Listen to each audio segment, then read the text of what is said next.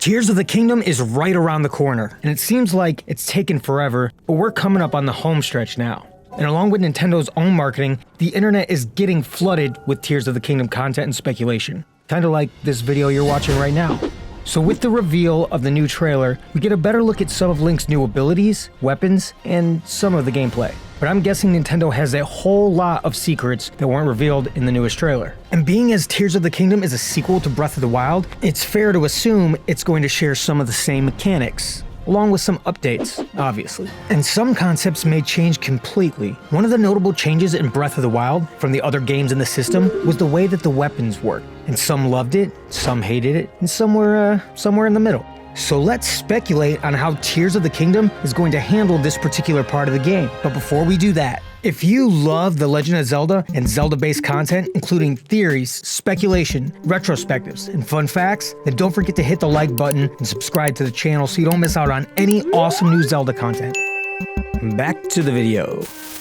Breath of the Wild's weapon system worked completely different from any of the past games in the series, and we could assume that Tears of the Kingdom is going to follow in its footsteps and have a similar system. But a few things that some of the fans complained about in Breath of the Wild was the break from the tried and true old school Zelda style, like full-length aesthetically themed dungeons, a linear story, and its weapon system. Classic Zelda would have you collecting permanent weapons throughout the game, which you could also use in combat to solve various puzzles, and was a big part of progressing through the adventure. Breath of the Wild, on the other hand, adapted to an open-world style weapon system, where you get several weapons which would have limited durability and therefore wouldn't last very long. And though some could be used to help solve puzzles, for the most part, weapons were more combat-focused. And the Sheikah Slate helped fill the main role of puzzle solving. And though Tears of the Kingdom will definitely have an upgraded version of this, what if we saw a return to the classic Zelda inventory system that the series had been using for so many years?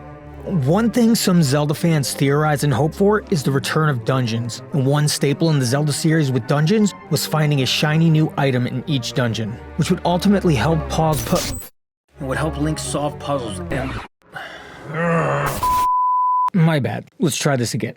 Which would ultimately help solve puzzles and progress through the dungeon, and Link would keep the item throughout the rest of his journey. So, my thoughts are, what if they bring back the old style and keep the new system as well? Wait. How could this work?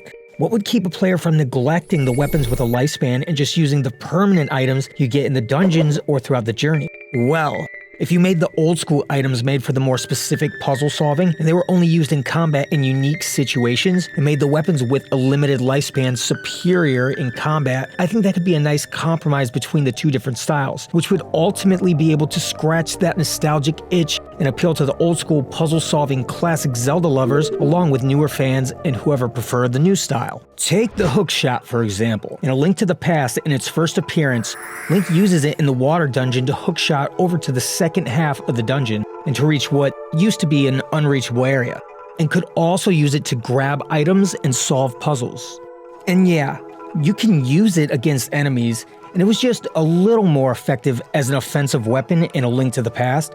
But if it operated more like Ocarina of Time, where it doesn't damage most enemies, but just stuns some, and has no effect on some stronger enemies, that would be a good way to keep the other limited weapons relevant. Plus, the hookshot could be a perfect item for traversing some of the Sky Islands floating in patterns close together, which could make for some freaking cool navigation. And maybe they could sprinkle in some special items, like Din's Fire from Ocarina of Time, or the magic medallions in A Link to the Past, or, items similar to those, which could bring back the magic meter limiting their effectiveness, but possibly having cool effects on certain enemies, like the good old magic powder, which could be fun, but still wouldn't be as ideal as a weapon for hand-to-hand combat. Sure, there would have to be some compromises, like obviously getting a bow and arrow permanently would likely make any projectile weapons obsolete, so that would likely have to stay in the newer weapons inventory. But if Link's new arm acts anything like the runes from the Sheikah Slate, which it seems like it will, that too could help bridge the gap between these two types of items.